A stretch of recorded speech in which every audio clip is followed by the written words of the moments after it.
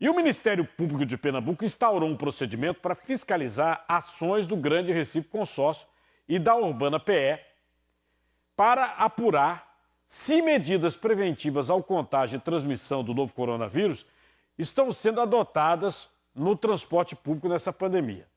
Nós estamos aqui ao vivo, pela internet, com o promotor Humberto Graça. Ele instaurou o procedimento. Promotor, boa tarde. Boa tarde a todos.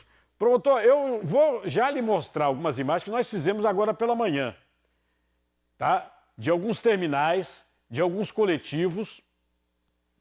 Lembrando que essa situação do transporte coletivo, nós estamos numa época de pandemia, neste momento é muito ruim, é problemático para a saúde dos pernambucanos, mas ele já persiste há vários e vários anos. É um assunto que está sempre em pauta aqui. Me dá os terminais públicos, por favor. Os terminais. Hoje de manhã, ó, a gente mostrando, ó, muita fila, ônibus lotados, muita reclamação. Eu ainda vou mostrar reportagem.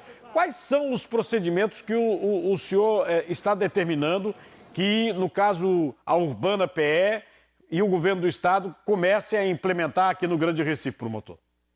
Carlos, veja bem, a gente, lá em março, ainda no início da crise, a gente instaurou um procedimento para verificar uma reclamação da Frente de Lutas pelo Transporte quanto à não adoção de medidas preventivas. Esse procedimento, concluído agora no início da semana, no dia 15, ele concluiu que, sim, medidas preventivas foram adotadas.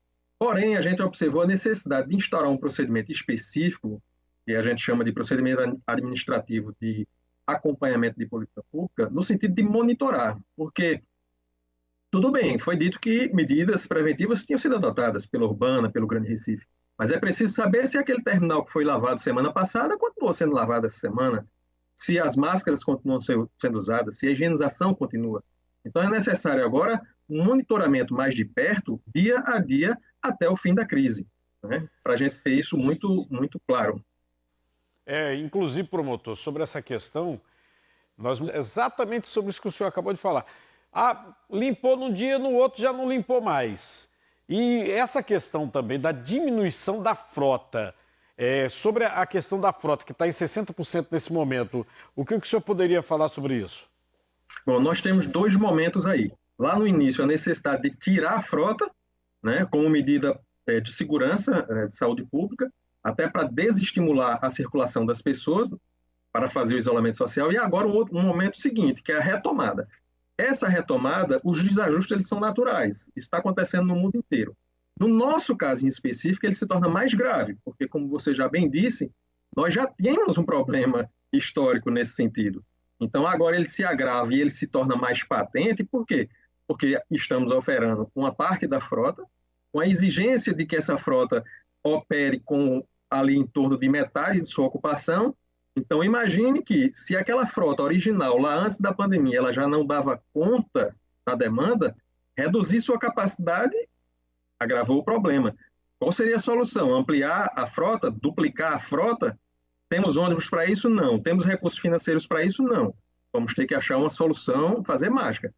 Mas o que é que explica tudo isso? O que explica tudo isso são dois problemas centrais, além de outros. Mas os dois problemas centrais é o seguinte: uma aposta errada no modelo equivocado. Nós fazemos no Brasil transporte público com ônibus.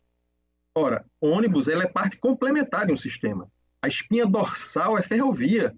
Nós temos aqui apenas um paliativo de um metrô que abrange uma área pequena. Então não dá para fazer alta capacidade e alta demanda com ônibus, isso é ferrovia. Então esse é o problema que explica de forma assim, bem emblemática esse drama diário.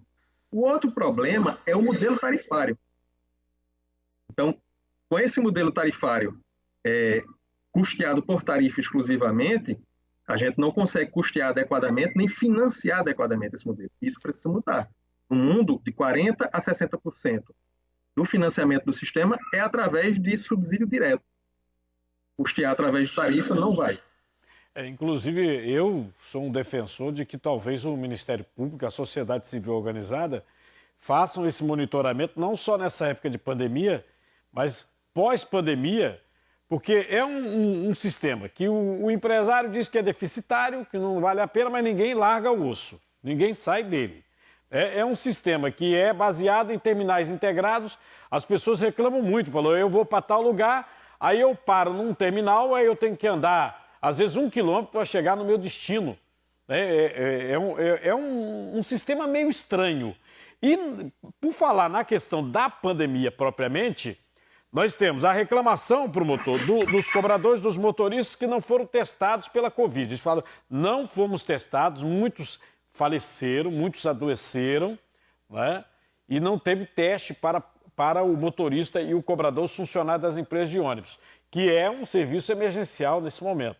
Na segunda-feira, uma preocupação extra, voltando shoppings, as lojas de varejo com mais de 200 metros quadrados e a construção civil também volta com 100% dos funcionários, além dos templos religiosos que vão reabrir. Será que vai ter transporte público para tanta gente, promotor? O que a gente defende é que isso fosse feito um escalonamento, né? Um dos dramas urbanos no mundo inteiro são esses horários de pico. É o deslocamento no mesmo horário de uma massa de pessoas muito grande, né, para trabalho, para escola. Então, o ideal seria escalonar isso, né? De 7 horas da manhã tais atividades, de 8 tais, de 9 tais, para você distribuir essa massa humana de uma forma mais planejada, porque o que ocorre é que sai todo mundo em busca de transporte público nos mesmos horários, e isso aí sobrecarrega o sistema. Isso é um problema urbano que precisa ser equalizado. Promotor Humberto Graça, muito obrigado por todas as informações, pela entrevista. Boa tarde. Continuamos à disposição. Boa tarde.